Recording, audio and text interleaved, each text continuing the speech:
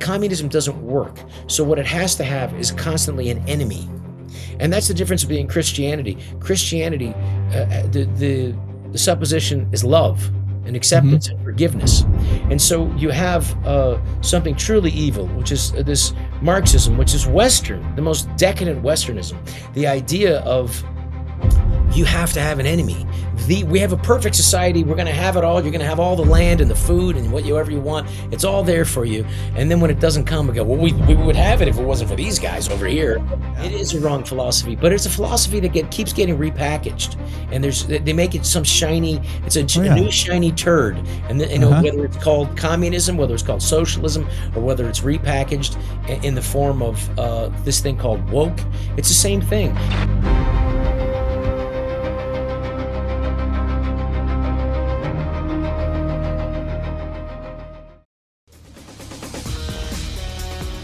Ladies and gentlemen, how does someone go from starring in Saturday Night Live and major motion pictures to actually becoming a Christian? And by the way, what happens in Hollywood when you become a Christian and you come out as a conservative? Do the folks who say they're fighting for inclusion, tolerance, and diversity include you and tolerate you and say, well, this guy's diverse, he's in a minority now? Or do they hammer you? And how can actually comedy help people understand truth better quite often than a straightforward lecture? Well, we have somebody that can answer all those questions with us today. Live from Scottsdale, Arizona, it is the great Rob Schneider. God bless you, Kirk. He brings his own crowd, ladies and gentlemen. It is nice to hear that. It's infectious to hear that applause. It is, brother. Well, look, we got to tell people how we got acquainted, and we're going to unpack some of the things that happened when we went to UC Berkeley a little bit later in the program. Yes. But I got to start with this, Rob, because people they're gonna be upset because, sometimes you use bad words. Well, let's challenge people. Let's challenge your listeners too. I do use bad language, and I just remember, because you and I are around the same age. We are. I remember the Poseidon Adventure, and where Gene Hackman was the priest and upside down, and he was hanging on and about to sacrifice himself, and he swore and used bad language as a priest, as a man of the cloth. And I would just, I would say that I would just ask people to remember that Jesus didn't come for the good people. He didn't need it. He came for the people, the sinners. He came for the people who used bad language. He came for the people who sinned. He came for all of us, and we all fall short of the glory of God. And but I have to admit that there are some things I wouldn't do anymore, and some things that I do feel, the nudging. And that's the thing about being a follower of Christ and being saved and being the grace, because it is by grace that we that we are given the greatest gift the world has ever known. Amen to that. And that is through grace. And so through grace, you don't want to do anything, as you said. We don't want to use words and things that offend our Lord. However, at the same time, I think if I can use a vernacular that can help people and disarm people, because that's what I think comedy it really is it can be and should be there to entertain, but also to plant seeds. And it was really beautiful because I was talking to Father Stephen Grinnell, talking to you, of course, as my new Christian guide. Is that what it's our job? Because sometimes as people who, as you follow the faith and you go down the path and you think you want to do more than what you're doing. You're like, I can do it, I can do it, I can try it. You can do it. Yeah, you can do it. So what was very nice to hear was saying that it isn't our job to preach. However, it is our job to plant seeds. And so that's a difference because it's more powerful. So if I can put the ideas out, and Father Steve Grinnell said a very a very powerful thing that really exemplifies a great analogy, which was it is up to us to plant the seeds. However, and it is up to it's up to God and it's up to the Lord to make that plant grow, to see it grow. Yes. And and he said, "You ever try to pull on a plant to make it grow?" And that really made sense to me, because I think what we could do is the most important thing is how we exemplify and live our life is an example, and then how we lead and how we guide and make sure that we're doing it. It's difficult. I will say, it isn't easy. However, some things happen that, like I think Jesus only lets you go so far, and then he comes and grabs you. It's very much like he's just there, and there are times he pulls you back. But also, it's very important, as you exemplified really beautifully in your lectures, about free will. And without that free will, we wouldn't have an opportunity for holiness. There wouldn't be that, and that is very important that we have that.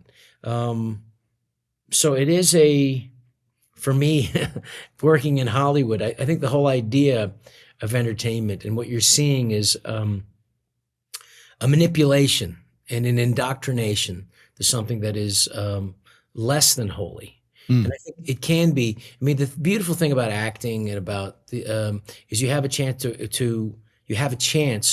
to express universal truths, and sometimes in a painful, beautiful way. If you see the beautiful movie Remains of the Day, you see Anthony Hopkins, and I forget the lead actress, but they weren't able to consummate their relationship and really be together because they were in a society that didn't allow them. The English are very, very conscious of the phrase, "The man does not know his place," in a caste society.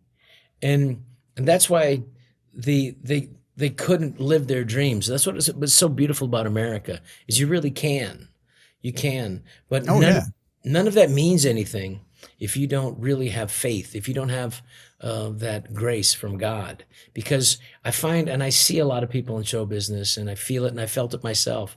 Just, I'm trying to get to that place, and there's that place. And then if I work with this director, and if I do this movie, and if this movie makes this much money, then I get to do this kind of movie. Then I go to this studio. There's always something and something and something, but it's always hollow. Because it doesn't really have what Christ offers, which is grace, which is you are there, but you're not there alone, and you're not there for yourself. Yeah, and in Christianity, you don't achieve it, you receive it. Yeah, that's how beautiful. Been achieved for you already. Yeah, it has been, and for just you, all you have to do is accept it. That's right. And that's a beautiful. Repent and accept it. Yeah, and accept it and repent. And so it's a, I have to be careful about one toe in, one toe out, and make sure that I don't do things that, I had a discussion with two priests, and they ganged up on me, and they just wanted to make sure that I'm on board with Christ, and make sure that there's some things that, there are no-go areas that I think, and I know you may disagree with this, but they said the occasional F-bomb is forgivable. And I said, wow, thank you for that one. I said, don't quote me, but there are some things that are just no go, and you have to make sure we're on board with that. Well, I want to play for the audience what actually happened in that discussion you had with a priest. Here it is. Check this out. This out. Here it is. My wife, she said to me, you need to go see a priest. I said, yeah, I know. You need to tell him what you do for a living. I said, okay, Father, I'm a performer, and I have a really, tell him what you do. I have a really dirty act.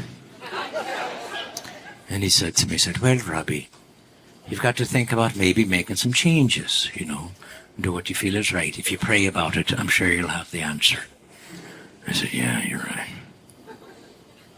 But it's pretty funny. Yeah, well, Rob, you're either serving the Lord or you're serving the world, and I think you know what the right choice is. I said, yeah. I just don't know if I'm going to be able to give as much money to the church now. You know. Robert, you've got to make the people laugh. The Lord will forgive you. I've already forgiven you 2 seconds ago. So, That's brilliant. And humor is the way to go. And of course, you know, an Irish accent for a priest is just more effective. Well, you have just done a complete show for Angel Studios. That's right, Didn't without any swearing or sex jokes or Yeah. anything. And I got to tell you, it was easier than I thought, Frank. You should have told me this years ago. It was good, but I felt a little bit nervous because there are crutches that you hang on to. Because I will tell you, Frank, the one thing that you, for people who aren't stand-up comedians, they have to understand that there is this tremendous potential for psychic damage to put yourself on stage with the potential for humiliation on a deep level. It is it does come at a psychic cost. Oh yeah. And that psychic cost, I mean, I'll just tell you, there was this Oxford study that they wanted to work with me. This is many years ago with about stand-up comedians. And I participated in somewhat of it, and then I backed out because I said, I don't want to know the depths of this and where the stuff comes from and the damage or whatever. But the one thing that was very interesting that they discovered was putting, the little nodes for the measuring the brain, is that when someone is on stage performing stand-up, it is the same telepathy, the same neurons firing as jumping out of an airplane. You know, literally skydiving. There's like, there's that much stimulation happening, and it's like, is the chute going to go up? You know, right. Land? Is this joke going to land? Are they going to be with me? Are they going to hate me? Are they going to boo me? That's there. And for people who've been on stage, I remember when I was a young man, first doing stand-up, and I remember one time bombing on stage, and the only way I could describe it best, because I said, I want to remember this. This is an educational moment, and I remember it really felt, Frank, like my ears were melting off of my face. And I went like, wow, this is painful. And I said, now I got to remember this. And I said, this has to be informative because I can't let this audience or anybody get to me like this. But you still have to let it get to you. Otherwise you're a zombie or a robot. But there's a certain amount. You said, I'm not going to put that out there. So in that sense, the need as a performer to express yourself for whatever reason, mommy didn't give you attention or whatever, that maybe gets you into the profession, but then you become an artist, and then you want to express things and tell things, and it's your version of the truth that hopefully, because I think what all artists do, whether they're writers or performers or professional speakers, we have the ability to have a little bit more time to focus on an issue that we could perhaps enlighten and bring truth to it, or at least look at it a little bit farther or deeper than the average person is. And I think I was very much influenced by the Italian Absurdist, which I like to do absurdist humor, taking things, to a logical progression and then to absurdity, from a logical, rational place of of truth, hopefully. And Dario Fo was the Italian Absurdist. In 1997, he won the Nobel Prize for Literature, and he was an absurdist. He wrote jokes, but he was a beautiful, wonderful fabricator and storyteller. And he said this, which I never lost me. He said, to be an artist, you must be an artist in your time, about your time, to affect those things. And so that is important because, it's one thing, and I respect guys like Jerry Seinfeld who are beautiful joke smiths and masters of the form. But I like to talk about the fact that there are LGBTQ plus rally for Hamas. Yeah, right. And I said, they said that it was a rally for Hamas, and I go, it was on the roof. So thank you for your support. Hey, what's down there? You are. It's hard to explain how something could be so absurd that you'd have gays for Hamas. Yeah, who will murder you in a minute. And as a matter of fact, you see it being played out you're being reminded of this with the Iranian war that we're in, which I have some thoughts on briefly. But the fact was, you had Ayaan Hirsi Ali, the terrific humanitarian and Somalian Islam survivor, who's now a Christian. God bless her. She is an incredibly brave, incredibly insightful warrior for Christ. She could walk you through that tyranny of what Islam is and what she went through and how anti-human what it was, especially anti-women. So it's we have that opportunity through this and seeing what she calls the Red-Green Alliance. And in Iran, it was the students, the university students, which teamed up with people, Islam, until they were able to throw out the Shah. And the Shah did have a 26 years there and started to be more and more, use more secret police and more paranoid and more, people captured and stuff. And that created the fervor and backlash against him with the Savak, which was the secret police, not to his benefit or to the society's benefit. One thing I will say in his defense, and I don't know all the history, but we had Bill Federer on, who's an amazing historian, a couple of weeks ago talking about Iran. One of the reasons the Shah had secret police is because there's this fundamentalist group within Iran who wanted him executed. Those were the jihadists. Those were the ones that the Ayatollah, the reason the Ayatollah was kicked out of Iran in 1963 was because he tried to execute the Shah. Right. So Jimmy Carter then greenlights the Ayatollah to come back into Iran in 1979, and that's where we get 47 years of hostility from. Well, also, the thing that's educated me just even recently, because in 1953 we had, I knew about there was a democratically elected, leader named Mossadegh. Yes. And then Mossadegh, because you got to understand, this is also the United States and England made a mess of it, because England was giving 16%. The British, the Crown, was basically they were taking the oil out and giving some royalties to Iran, and they were giving 16%. And then the Iranian leader, the Mossadegh at the time, was a democratically elected leader, said, "Well, can I see? Can we get more than 16%?" And the British, as they were wont to do, said, "No, we're not. No, 16%. We're doing all the work." And so then he said, "Well, can I at least see receipts so that we're getting 16%?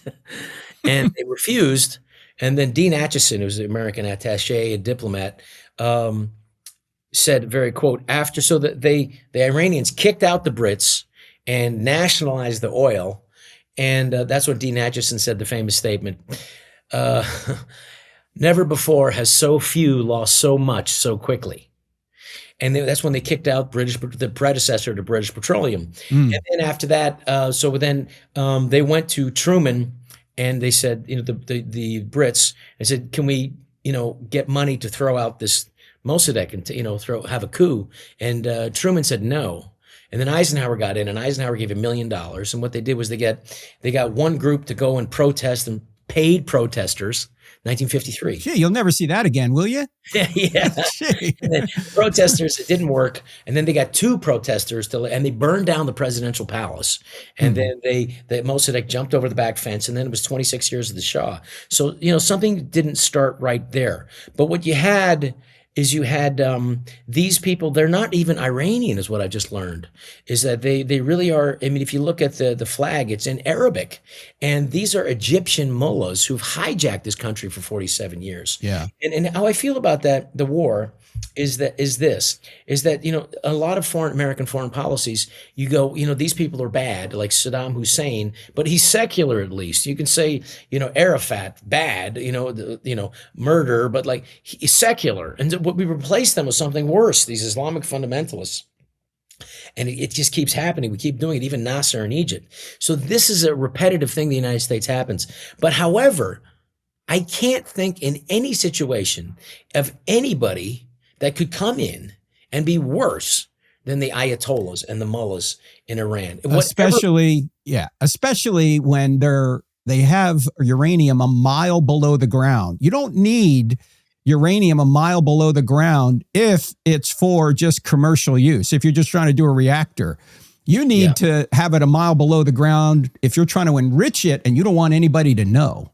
No, these are the most dangerous people in the world. Yeah. And I do think, like, for anyone who says, no to this war, I would just say to you that it is untenable to have Iran and these mullahs to have access to a nuclear weapon that could kill 100,000 people and poison another million in that area. It's untenable, and the United States won't allow it. And I will say this. I mean, I believe that God only let the United States go so far. And they said, this is it. I mean, this is what we've talked about before when we've been together.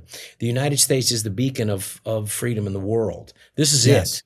I mean, that's one thing Charlie Kirk and I know that you must have spoken to him about this too, is Charlie said, there will be no Marines landing on our shores to save our butts. There will be no Marshall Plan, as what the Marshall Plan was, the United States financial institutions bailing out Germany, bailing out Europe. There'll be no Marshall Plan for the United States. We are the Marines. We are the Marshall Plan. So it is. I liked why I feel like this was a godsend, this administration. I really, really sincerely believe that, is that we were only going to go so far. This is it. And I felt like some of the people who I really respect missed the importance of Charlie. And of course, because he's so powerful that they're going to, just like anybody who's a brother in Christ that is powerful, the way that you so eloquently described it, in biblical terms, how Christ and the apostles described Satan, a murderer, a slanderer, an accuser. And that's exactly what happened with Charlie. And even intellectuals that I really, really respect, and, comedians who mostly, friends and people that I know, like the great comedian Dave Chappelle, great orator. And comedian and a genius, a true genius of his time. Even he missed the boat on Charlie.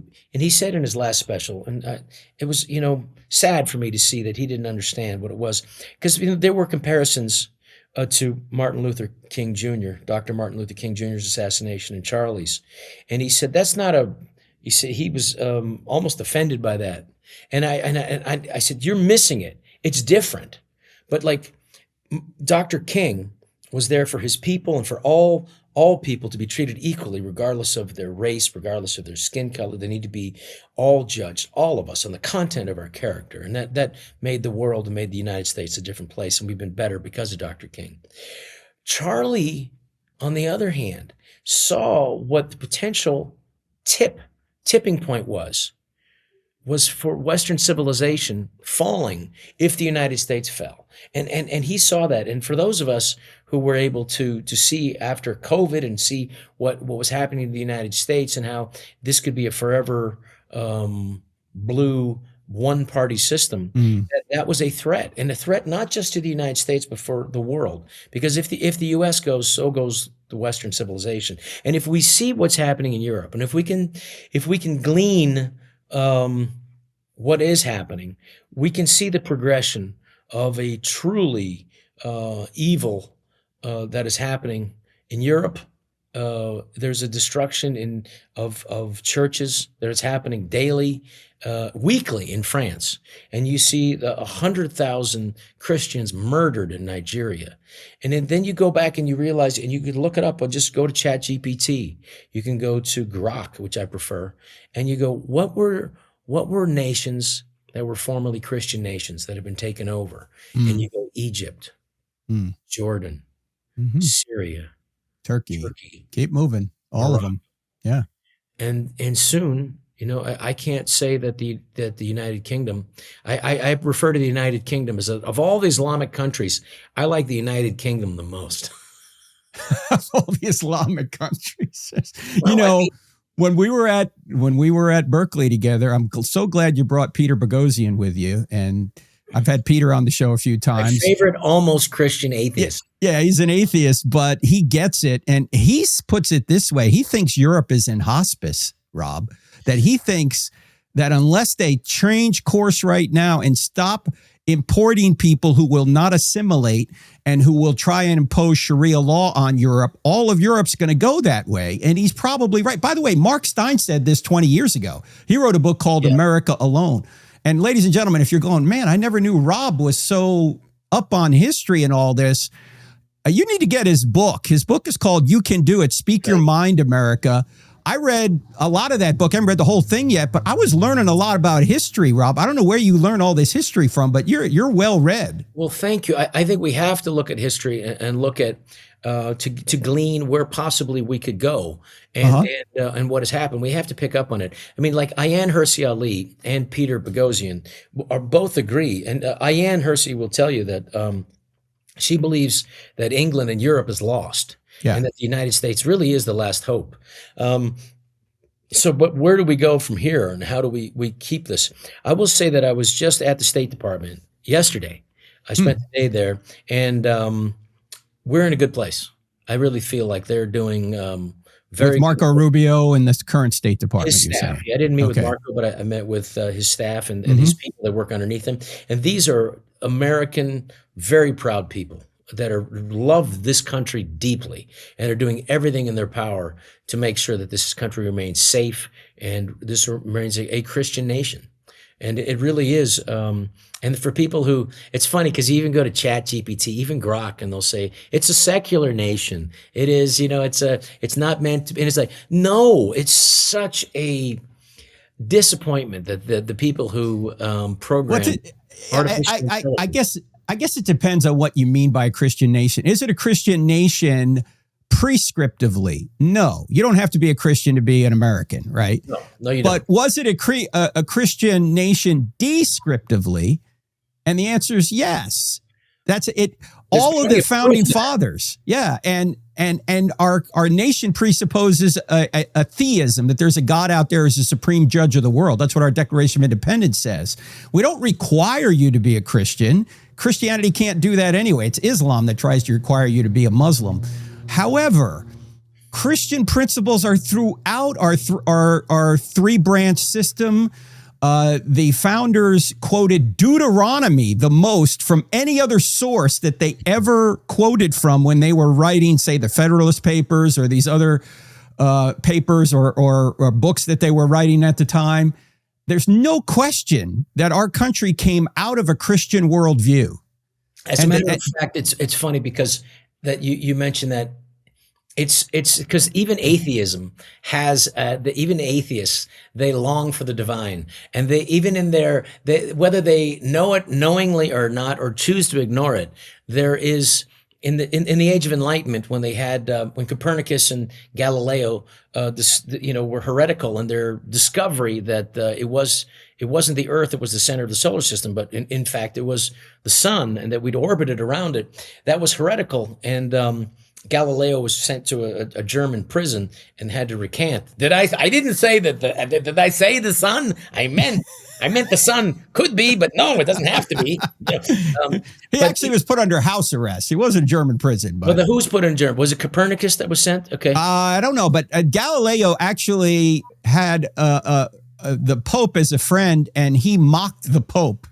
And you're not supposed to do that. And then he's put under house arrest. It was actually, as I understand it, it was actually not necessarily the church that was the real problem. It was the philosophers of the day that thought that the sun went around the earth more so than the church. And he annoyed both the church and the philosophers, and that got him into trouble. But still the philosophers were Christian-based, as all scientists were Christian-based. Yeah, exactly. All great time. However, what had to happen at that time, which was that theology was being, at that point, was overpowering science. And so science at that point separated.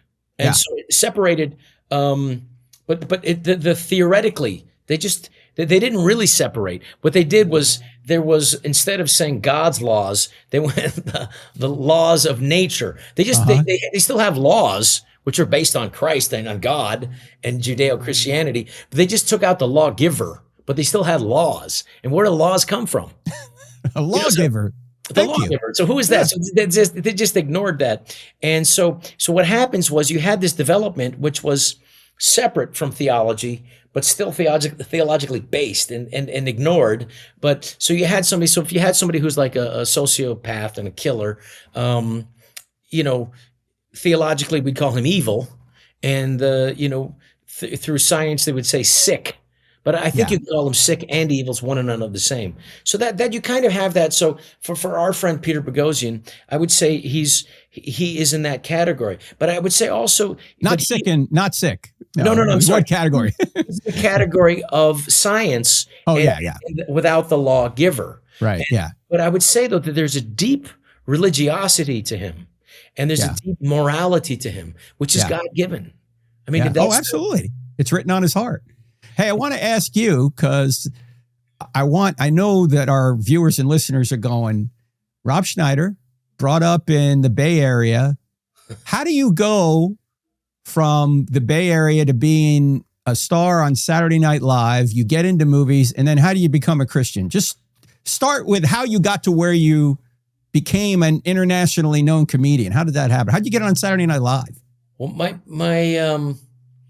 my dad had comedy albums. And I was the youngest kid. So the youngest kid either gets too much attention or none. And I got both. I had way too much attention early. And then it's like, I used to joke about like, I was the fifth kid. And by the time I grew up, it's like, Rob, here's the car keys. Here's where the alcohol is. You just do whatever you have to do. We have other kids if you die. But I really loved comedy, and arts was something that made me, my dad had the most beautiful laugh, a generous laugh. He'd laugh until he couldn't breathe, and it was just so fun to see him laugh like that he would tell a joke, Frank. It was so beautiful. He'd be laughing so hard at himself telling a joke that we'd be laughing along, and then he'd get to the punchline and it wasn't funny, but we're laughing because he's so beautiful and laughing at his own. It was so great. And, one of his jokes that he said was, "There's a lady flying from New York from New York to Los Angeles, and the pilot comes on and says, 'I'm very sorry, we are that one of our engines has gone out, but don't worry, we're still in control of the plane, and we still have 3 other engines, but we will be 1 hour late arriving in Los Angeles.'" He said, "Oh, why are we going to be an hour late?"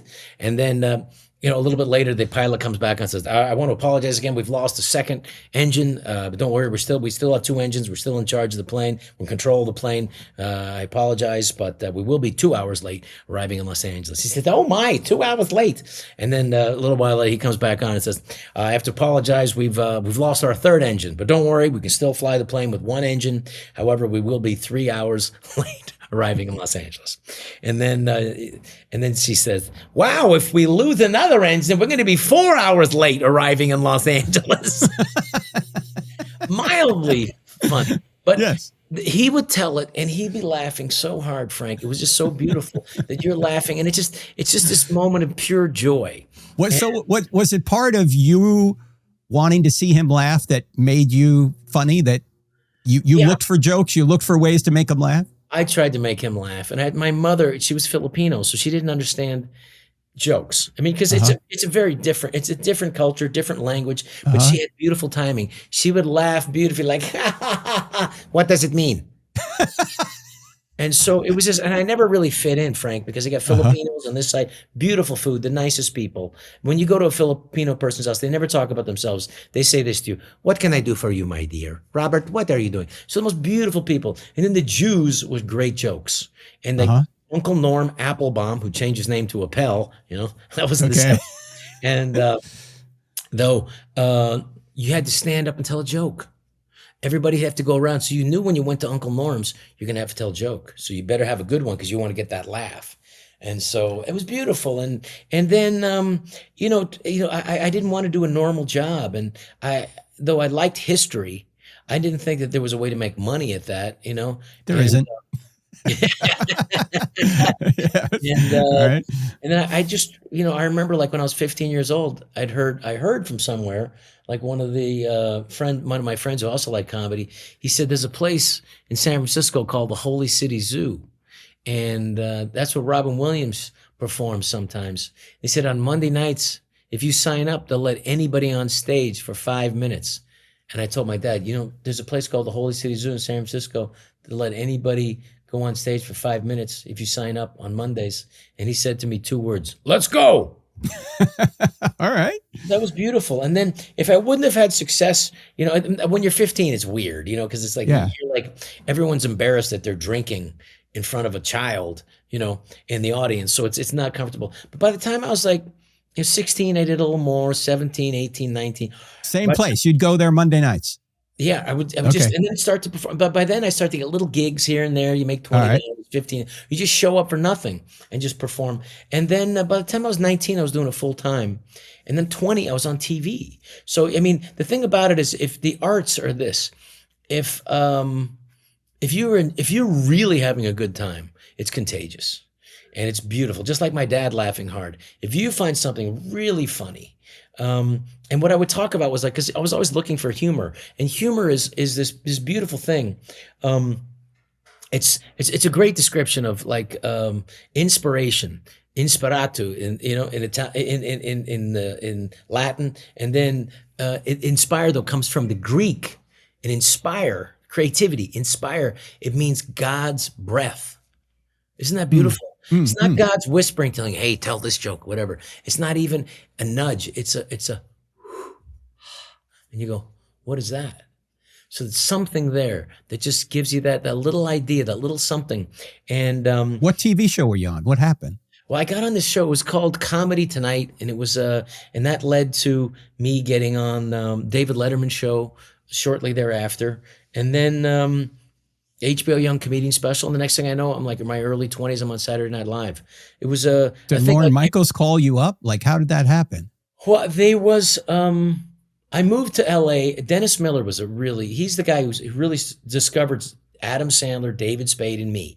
Miller was super witty. I haven't seen him in a while. He did great. I mean, he was conservative before I was. I remember thinking like, I don't understand it. Now I get it.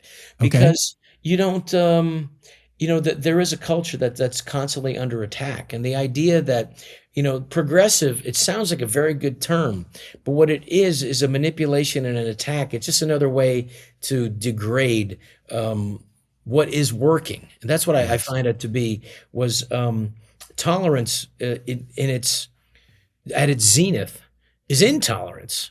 It is an insistence on an order that you must obey, as opposed to some things that are more common sense and that are based in common decency and respect. And I found that the liberal intelligentsia was while it's well-intentioned, it got captured by the French intellectuals like Michael Foucault and the people who used repackaged Stalinism, Marxism for the Chinese Revolution. And the Chinese had 2 revolutions. There was one in 1949, but there was one also in 1967, which was the Cultural Revolution. And that was to attack and destroy everything, to get rid of what they called the 4 olds, culture, tradition, rituals, and the society itself. And they wanted to get rid of all of it and start over, to attack it. And really, communism doesn't work. So what it has to have is constantly an enemy. And that's the difference between Christianity. Christianity, the supposition is love and acceptance and forgiveness. And so you have something truly evil, which is this Marxism, which is Western, the most decadent Westernism. The idea of you have to have an enemy. We have a perfect society. We're going to have it all. You're going to have all the land and the food and whatever you want. It's all there for you. And then when it doesn't come, we go, well, we would have it if it wasn't for these guys over here. Oh, yeah. And you know what we say about that? Wrong. Okay. So you have totally wrong philosophy. Yeah. It is a wrong philosophy, but it's a philosophy that keeps getting repackaged, and they make it some shiny. It's a new shiny turd, and whether it's called communism, whether it's called socialism, or whether it's repackaged in the form of this thing called woke, it's the same thing. It's a group of grievances and envy for people who are successful and for a society that's successful. Because one of the things the French intellectuals knew, and the communists knew in the late 60s, was the revolution wasn't going to happen through the worker. Why? Because capitalism works. That's People right. saw that Good their point. lives got better and that their Yeah. children's lives got better and that this is working. So what did they have to do? They had to use grievances and envy in another form to try to take down this amazing free culture that we have, this society, this American tradition of freedom. And that was through academia. So by 1970, academia was infiltrated. And then I guess, according to James Lindsay, his beautiful, incredibly educational program called New Discourses, he'll tell you they work in basically 20-year increments. So by 1990, from 1970 to 1990, academia was captured. And then they started going after K through 12. I mean, if you're going to manipulate, if you're going to change society, why not go through the children? And it's always the children, whether it's the Khmer Rouge.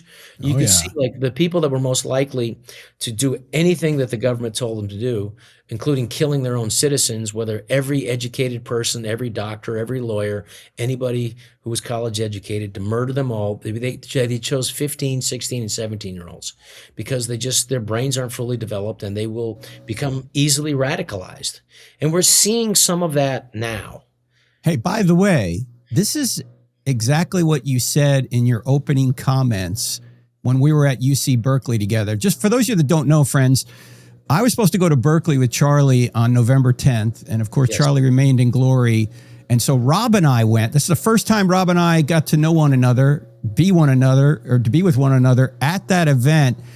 And you came out and said this. Hang on before we play the clip, Jorge. Just to give you context, Antifa was outside and they were protesting and they were trying to keep people from coming in the venue. About 1,000 got in, right? It was a riot outside. There was a riot outside. And here is what the great Rob Schneider said right out of the gate when he got up to the microphone. Here it is. Well, thank you. I'd like to thank Antifa for the welcoming that they gave me tonight.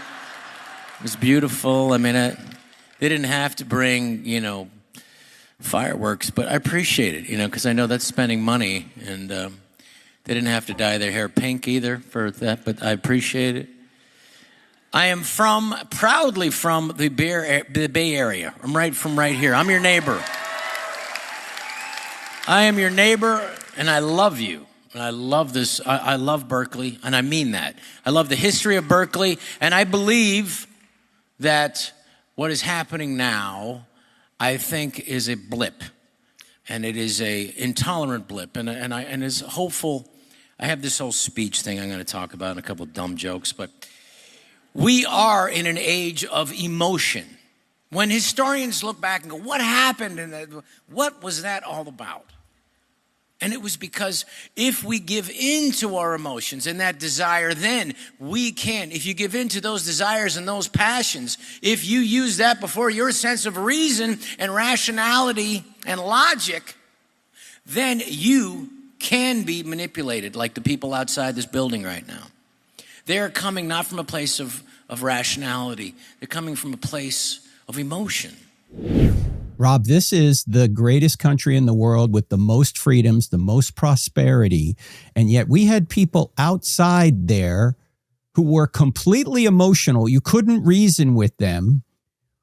Why have we come to this point in our culture that you actually have people protesting the greatest country in the world? Sure, it's not perfect. You can protest some things, but they appear to be protesting freedom. Without reason. It is a manipulation. We have and I don't mean to blame women. And when I say the feminization of our society, it seems like it's an attack on women. And I would just say to how where in the Bible, you have Eve gets blamed for taking the apple from the snake. However, there was a snake in the garden. Right. And Adam should have killed it. You know why? You know why he didn't? Because he was on his phone. He was distracted. he was busy doing something else, counting. And then he immediately threw Eve under the bus. He said, God, the woman you gave me did this. Look, I was listening. I was listening. I didn't know where the apple came. So I didn't know a snake could talk. What we have is you have a people that can be manipulated through their emotions, and then you're seeing it. We're seeing a people who aren't acting from a place of their best interest and also from a place of logic and rationale. When you appeal to them and you have to take the emotion out of it. You have to have the ability to have discourse and debate. What we need is they need to hear all ideas. And if someone is in an emotional state of just trying to silence other people or feel so, they use the word they're threatened. Your speech is violence. Speech isn't violence. Your speech, unless you're inciting violence, right. The idea is being propagated falsely that ideas themselves are in essence violent because they're in opposition to their ideas. To their ideas. And we can't continue a society about that. And I just tell this to people, like, you don't get smooth from smooth. If you want a cabinet and you want to have a smooth cabinet out there and it's a piece of wood, before you put the, before you put the paint on it, you're going to have to smooth it down, but you don't get smooth from smooth. You get smooth from rough, and you have to get the two rough ideas. And sometimes, when in creative writing, when we're writing movies or something or television shows, you get to the good ideas. We say, look, this may be a bad idea, but maybe it'll get us to a good one. A lot of the bad ideas help us get to the good ones. I mean, imagine the conversations that were had in the Continental Congress. Mm-hmm. Imagine the conversations. I mean, when James Madison went and by himself and took every book that he could find on every form of government in the world that had existed historically, and he went and looked at all of them. I mean, this is we had incredible people who were very young at that time too. And he had discovered that, this was the greatest form of government, was a republic. And that republic, it was to giving the responsibility to the people to govern themselves. And so as we are governing ourselves, we must be able to have discourse. We must have conversation. And that's what, Charlie died for. Charlie died for the idea that when the conversation ends, the violence begins. And he was a very sad proof of that. And, for us there that day, and there was one thing when I met you that day, Frank, was that, we prayed, and it was really powerful because I felt a real kinship from you right away because of our friendship with Charlie and the gift that he was and the gift that he gave to us and how temporary that was. And Charlie was a spectacularly Christian man. And it's embarrassing to admit this, but when I did not see it, when I first heard about him, he was like 28 when I first moved to Arizona, and I got called by this guy, and he very much, now I realize he exemplified Christ's words, which he said, those who are not with us or against us. But he also, Christ said, those who are not against us are with us. And he very much wanted people on his team, and as many voices that could be heard, because he saw the coming storm and he saw what could happen if we had another administration that would just keep borders open, and that was really, to me, disrespectful and godless. In its application, the government of the Biden-Harris administration. So anyway, I said, I don't know who this kid is, whatever. And I said, but I admired his organization and I thought we're in the right way. And he said, what are you working on? I said, I'm working on this TV show. And I sent it to him. And, I thought he's 28, 29, and it had very foul language and there was a part that was particularly, I think you could use the word vile, but it was about a guy a comedian that got canceled and blah, blah, blah. And I remember he called me and said, I have a real problem with the language. And now I understand, and I was able to say sorry to Erica the other night. Erica, his lovely wife.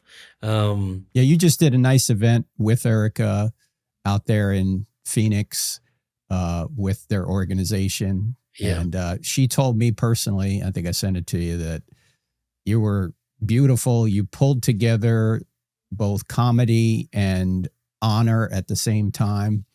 And it was a great event for people that support Turning Point. So thanks for doing that. Well, thank you. And I would say the person who helped me the most was you, because I mean, I do think the question that I asked Erica was a poignant question that that you led me down that road beautifully. Thank you, by the way, Frank, because I asked you, and you brought me to Exodus 22:22, which speaks of God's protection of people that he loves and his people, and God's vengeance. Because as much as God loves, God also has vengeance for those people that get attacked, and those particularly those who are widows, and for the fatherless. And those are beautiful. And also Deuteronomy 19? Yes, Deuteronomy 19 basically says that in the Old Testament economy in ancient Israel, if you were a false witness and it was found out, say you tried to accuse someone of murder falsely, they would murder you. Not murder you, they'd give you capital punishment. You got the crime, or you got the penalty of the crime you were falsely accusing someone else of committing. That would end all of this nonsense, demonic nonsense we're hearing online from Candace Owens and others. Well, you have a real demonic evil that is, and it describes, I mean, and you describe it, when you told me, and I read Exodus 22:22, which is really, describes God's vengeance. But what we really, when you talk about what we said earlier about the apostles and what Jesus said about Satan, is you could see a direct correlation. First, he said he's a murderer first, accuser, slander, a liar, slander. So we've gone down the road now from the murder of Charlie to the lies, to the accusations, and now we're at the slander point. And it all points to the same evil. And so I was able to ask, though, in a beautiful healing way, I wanted to ask, because how you mentioned to me, which was really beautiful, and I mentioned it to Erica, was that the only person who suffered more than Jesus was Jesus's mother. And but she had faith. He had faith in the Lord, that the Lord had a plan. And she kept that faith, and she was compensated by seeing her son rise again and be resurrected. And so, but I asked Erica I said, how has God compensated you? And because God does, he compensates us in our pain. Always, we have to look for it. And she has blessings in her beautiful children, and the love and support and prayers for all of us who love Charlie and love Erica. And I had to ask myself after that, the next day, I said, well, what is my compensation? And the answer was you. Thanks, brother. I came to this friend in Christ who's been my guide, who was Charlie's guide. And that's like, I've got to tell you, you've been a blessing to me, and have been a real big brother to me, even though I'm older than you. And no, I'm older than you. I don't think so. I'm 64, bro. You're like 62. I'm a baby. You're a baby. You're just a kid. Yeah. Well, it's been beautiful, and I've been blessed by that. And it's strange because what Hollywood does, and you could see it in the, I don't watch Academy Awards. I don't think most people do anymore. No. There used to be 100 million people would watch it, and, Barbara Walters would interview, Sean Connery, and yes, well, precisely. But now no one watches it because it's turned into a Bash America show. It is, and it's a shame. But Hollywood is about self-glorification. I mean, there are so many award shows. There's not only there's the SAG actors, not only Oscars. Then there's the Golden Globes, and there's the Directors Award. It's just self-congratulations, and it's empty at the end of it. It's just it's a bottomless pit of self-congratulations. How did you become a Christian? Was it part of that? Was part of that bringing you to Christ, Rob? That it was empty, it was hollow. I met some born-again Christians in high school when I was 16 years old. All right. And I walked in there, and people came up to me with love. And they're like, how are you? And how are you doing? Very much like in the Filipino side of my family. And they seemed happier than anyone I knew. And I was like, what is it? What do they have? They don't seem to be under this worldly pressure. And that was very powerful to me, and I never forgot that. They weren't under the worldly pressure. I like the way you put that. What do you mean by that? They didn't seem to need anything that I needed. This acceptance, this to be flattered, my ego, to have to make money or to buy a big home or be the things that I thought would bring me some happiness, the things that I thought was something that I needed, the things that are ultimately empty. They had something else. They had this grace. They had this acceptance. They had a peacefulness about them because they had already arrived at the greatest thing that you could achieve, salvation. And it was given to them as a gift. Right. And so this thing during COVID was at the same time I was working on the script that I want to make about the Shroud of Turin, the actual receipt of Jesus Christ's greatest gift, the greatest gift the world has ever known. And the shroud it's been proven that because it was tested, 40 years ago, and when they did the carbon dating, they didn't quantify or put into the analysis that the French nuns, of course, would try to repair this cloth and do it with love and take years of it. This thing called a French weave. And they called it an invisible French weave. And so that's where they cut it, the lower left-hand corner. But they cut it in a little chunk, and they cut it in 3 to 4 pieces, and they took it to different labs. And the further it went in, the further back in time it went. From, I believe it was 1390 or 1370 to 12 something. And then I think the earliest, as the deeper the cut went into the cloth, I think was 1170. And so they said, well, this must be a Middle Ages forgery. Well, so how did the Middle Ages forgery happen with reverse negative before photography was built? And so what I realized was that there's this beautiful thing that happens.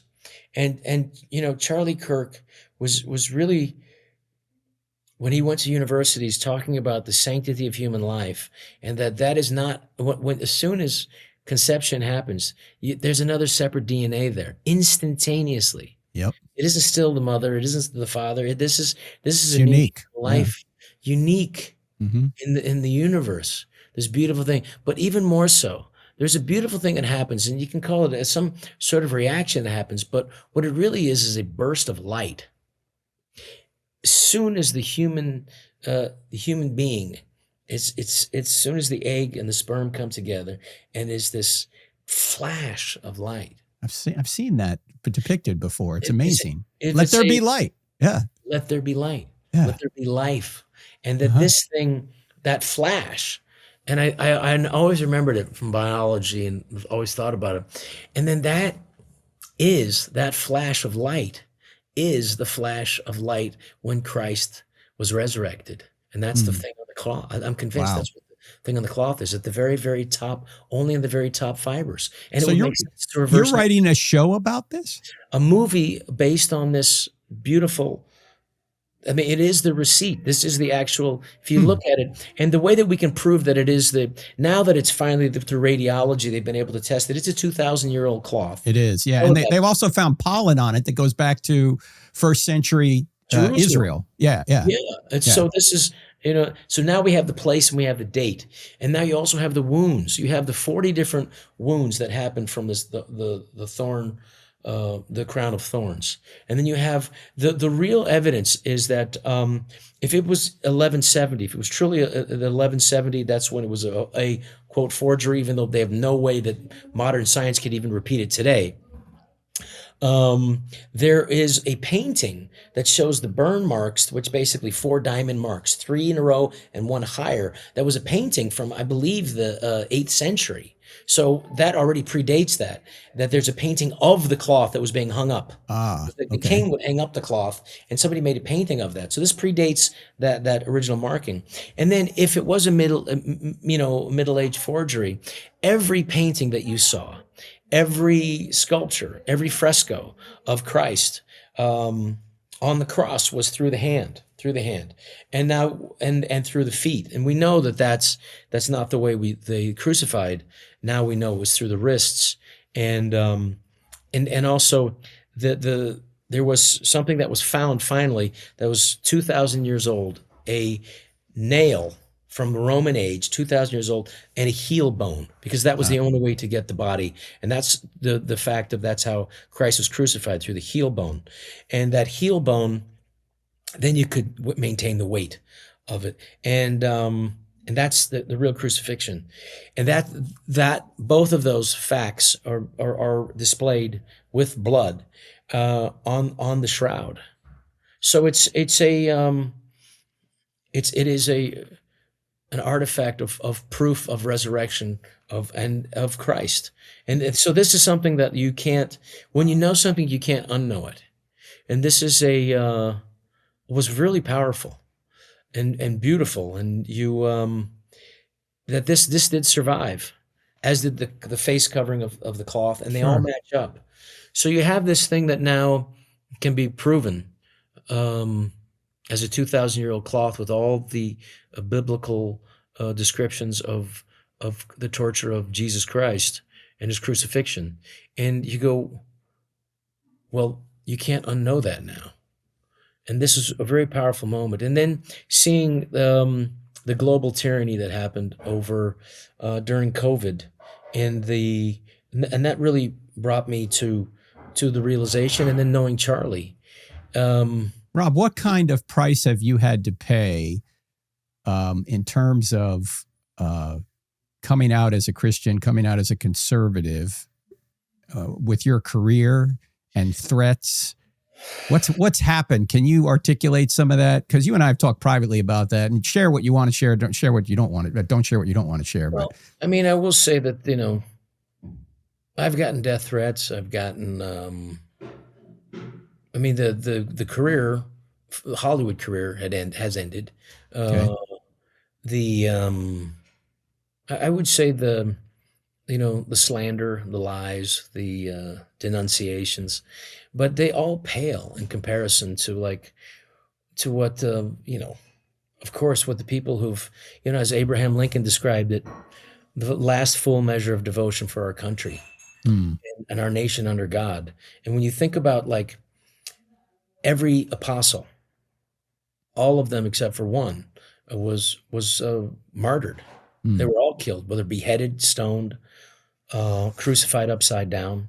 I mean, these were people that they must have experienced something so extraordinary, something so beautiful, something that they could not unsee and unknow, something that filled them with a spirit, the Holy Spirit, that they were willing to die for it. That is a powerful, beautiful. Very powerful. And they were dying for something they knew was true. Muslims will die for something they think is true, but they don't have the evidence for it. They haven't witnessed any miraculous activity, whereas the apostles of the New Testament witnessed the resurrected Christ. So they were in a position to know whether it was true or not. And they went to their deaths anyway. And you can't get better evidence than that unless you were there yourself. And as Charlie's talked about, which was, to me, more evidence to it, is the fact that it was women that were first. Yes. Evidence. Embarrassing testimony. Yeah. Yeah. Especially, can you imagine the toxic masculinity of 2,000 years ago?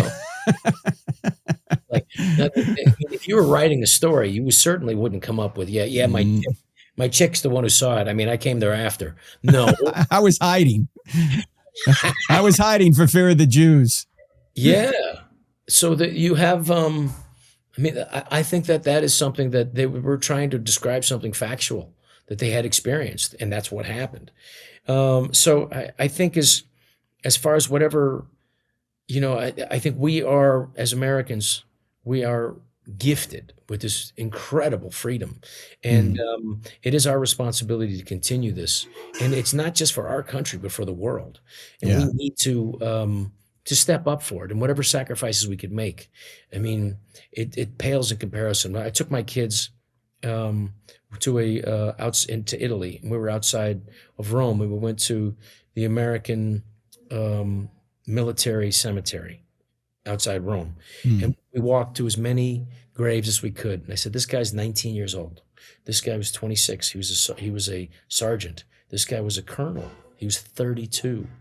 A lieutenant colonel. So these guys, I said, they all died for our freedoms. And that's something that I think, I don't think that the children today can fully grasp what was sacrificed. that it was blood that was sacrificed for our freedom, and it was blood that was sacrificed for our salvation. It does come at the ultimate cost. And I think for us, we cannot deny that. And if whatever it costs us, it is a price that we are called to pay.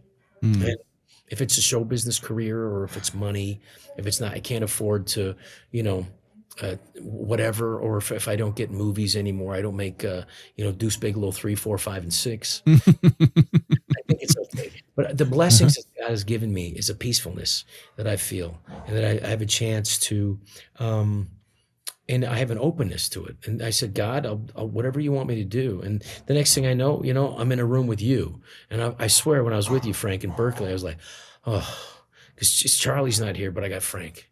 And I said, this is beautiful, and this is what's supposed to be.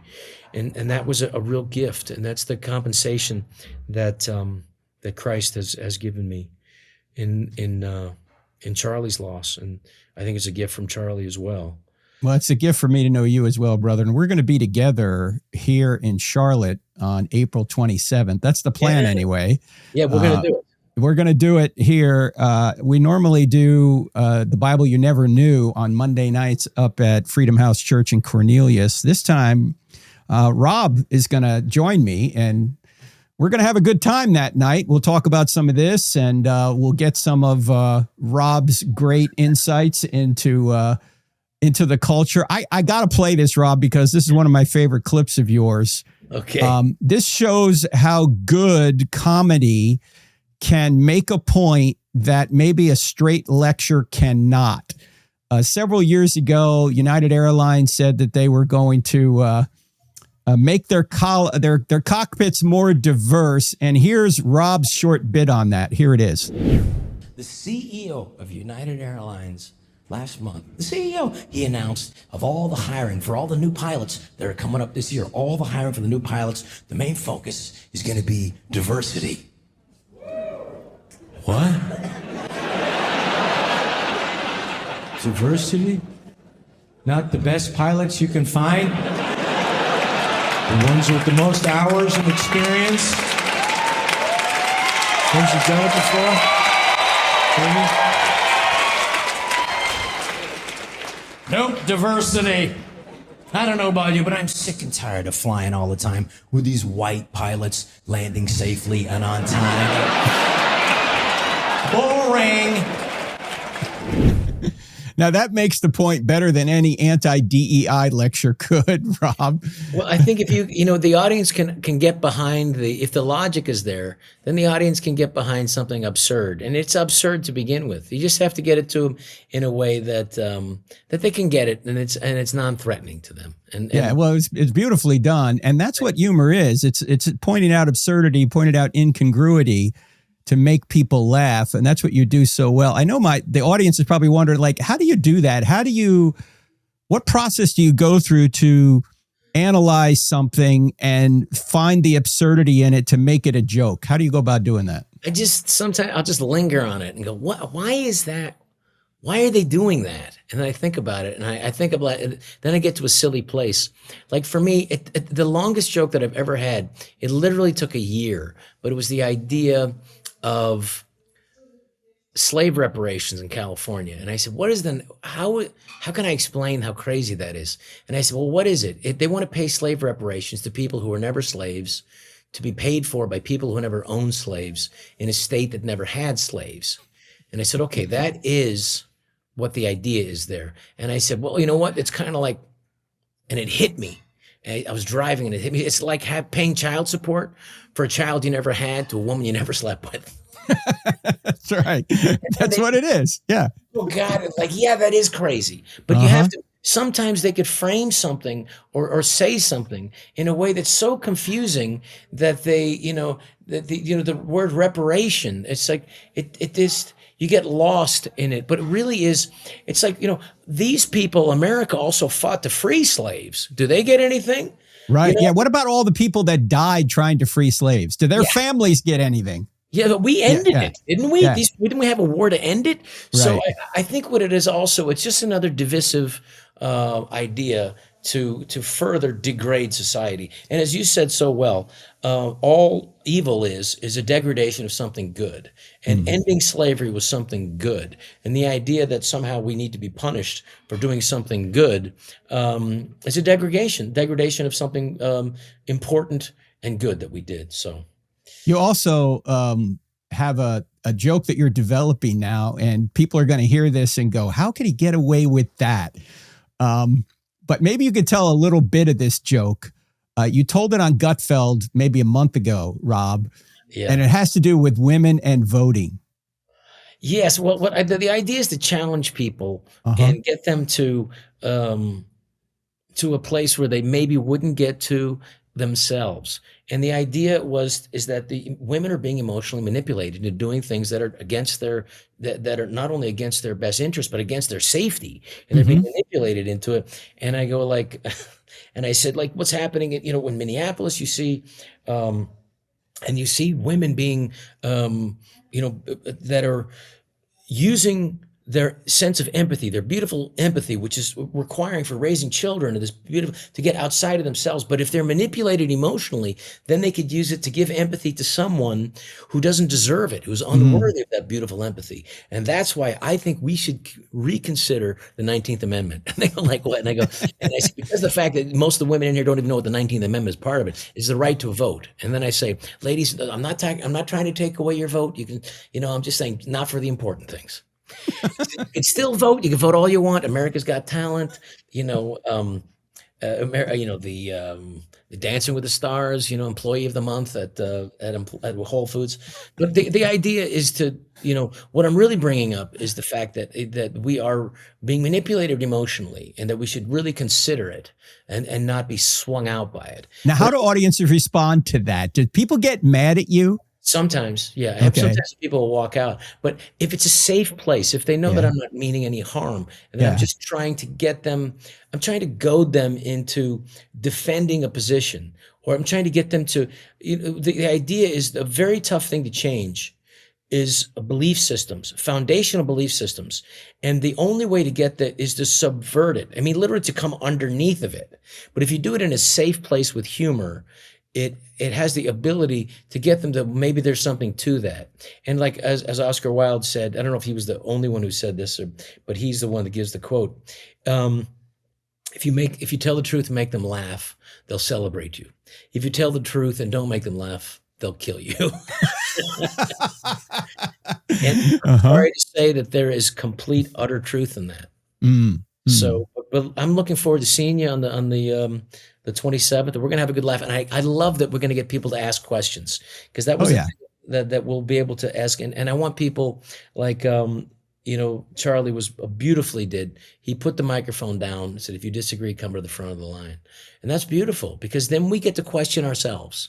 Yes. How much better a society is, but to question our own self and our own foundational thinking, because we need to get the best ideas to continue to have the most innovative, creative, godly society. Let's keep defending these ideas and fighting over them peacefully in conversation. Yes, I've got another clip that I want to show from you. But before I do, I want to point out, ladies and gentlemen, if you're listening to this on March 24th, that's the day this is released. Tonight, we're at Colorado Mesa University. Please pray for that. But 2 nights from now, March 26th, we're going to be at Utah Valley University. That's where Charlie was murdered. I don't know how that's going to go. I don't know how I'm going to feel going back there. But please pray for that event. It will air on 9 p.m. Eastern Time. That's 7 p.m. Mountain Time on our YouTube channel. We're going to be doing Why Did God Allow Charlie to Be Murdered? If God, Why Evil? We're going to talk a lot about grace. It's a very heavily Mormon area, and I want to emphasize grace. I love Mormon people. They do think you need works to get into heaven. I want to emphasize that it's grace, that Jesus did it all for us. So please pray that event goes well. Then next week we'll be at Ole Miss and Rochester Institute of Technology. All of that's on our website there. Also, don't forget about the Cross-Examine Instructor Academy online course that's going to begin later in April. If you want to be a part of that, go to crossexamine.org, click on online courses. You'll learn from some of the best instructors, and they will evaluate your presentation as well and challenge you with questions and objections. So if you want to become better at defending the Christian faith, join the online CIA Cross-Examine Instructor Academy. But Rob, I got to tell you, when we were at Berkeley together, the very first question came from an Antifa guy who was wearing this goofy hat, but he basically called you a retard. He did call me. You remember that? Yeah, he did. And you were gracious enough. You said something like, well, I'm about as retarded as you are intolerant, something like that. Yeah. And then he sat down and another lady got up and asked a question. And then she said, Rob, can I shake your hand? And here's what happened. Let's play this. Thank you. Thank you so much. And you, come up here and shake my hand. You, Antifa. You come up here. Come up here. Seriously, get up here and shake my hand. Come here. Come up here. Come here. I wish you all the best. Thank you. God bless you. God bless you. All right? I love you. I do. I do. Now, Rob, you wanted to leave the audience with some hope because the people inside the room were courageous to come and be there. Antifa was keeping people out of the room outside, and they were not operating on reason. They were operating on emotion. And yet you also related a story that night that happened to you at the 50th anniversary of Saturday Night Live. And it's funny, but it also makes a very profound point. Can you relate that story to our audience? Well, yes, it was. The idea behind it is that the Bible informs us that we gain nothing from loving our brother. There's no reward for that. You're supposed to love your brother, but we must love our enemy, and we must love those who attempt to destroy us. That's what Christ compels us to do. And so there was a very an angry person who I greatly respect as an actor, and I understand he's got some other issues, and he hates Donald Trump. This is Robert De Niro, and I know he's whatever pressures are in his life, and I'm sure there are many like we all do. And I just saw him that night. He was 2 rows in front of me. And I said, I don't want to talk to him. I don't want to ruin my night. This is Saturday Night Live's 50th anniversary. We're all in tuxedos. I don't want him to ruin my night. I don't ruin his. I'll just avoid him. But at the end of the night, they bring us all on stage. They invited us all, anybody who's ever hosted, whoever, I spent 5 years of my youth there. So they invite us all on stage for one final bow. So the last time I'm ever going to be there. I'll never go back again. Not for any other reason, but the chances are, we'll never all be together ever again. Right. So we all walk onto the stage. And it's very crowded. Everybody's walking onto the stage because everybody in the audience who's been on Saturday Night Live or hosted. So we're all walking to the stage, and I'm right behind De Niro. And I was like, no, please don't push me, whatever. And right before I get on stage, somebody pushes me into him by accident or whatever. And then De Niro turns around and he's like,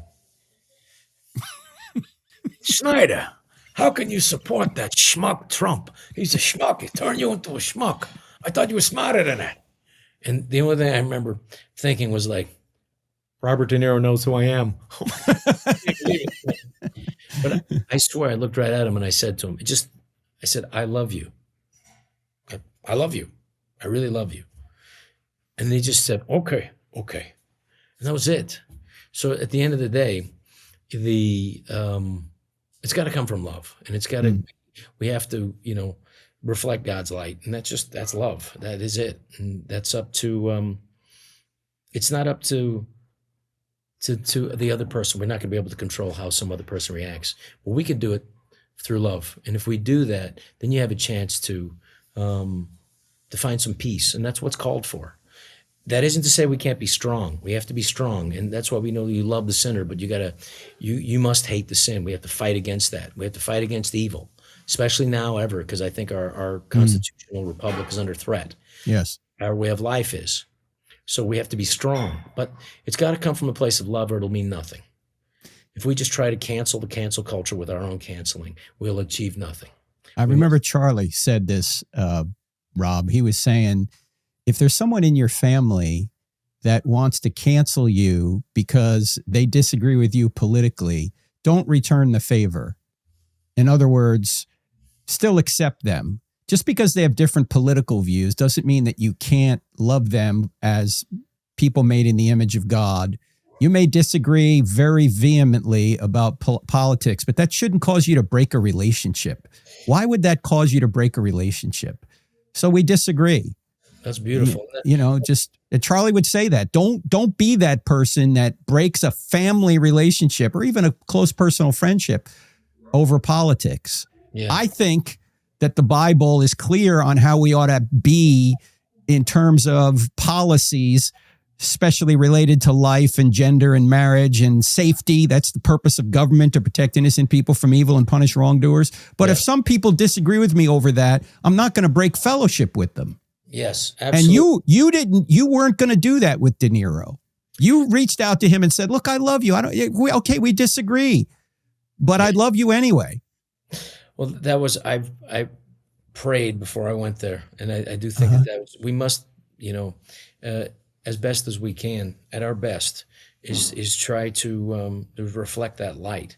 And I will say that, like, for whatever reason, Charlie came into my life and you came into my life, it's just it's a continuation of a reminder and God's help.